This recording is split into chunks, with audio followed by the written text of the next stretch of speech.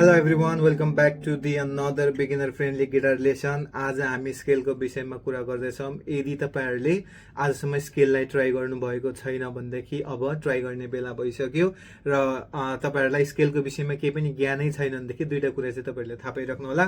पहिलो नम्बरमा चाहिँ तपाईँहरूले यो फ्रेटबोर्ड वरिको जम्मै नोट्सहरू चाहिँ तपाईँलाई चाहिँ आउनुपर्छ। यदि यो आइरहेको छैन भनेदेखि पहिलो सुरुमा यसलाई तपाईँले ट्राई गर्नु होला। र अर्को कुरा भनेको स्केल प्र्याक्टिस गर्ने तपाईँको जर्नीको पहिलो दिनहरूमा चाहिँ तपाईँहरूले के गर्नुहोस् त भन्दाखेरि सी मेजर स्केललाई तपाईँहरूले ट्राई गर्न सक्नुहुन्छ है त।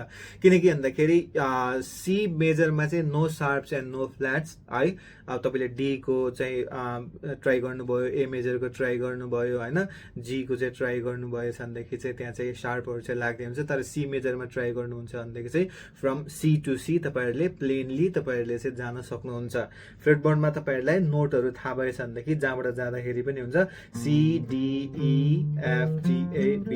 होइन, यसैलाई नै ट्राई गर्नुलाई। अब स्केल भनेको त्यही नै हो, सारेगामा पदनिसा नै हो, CDEFGABC।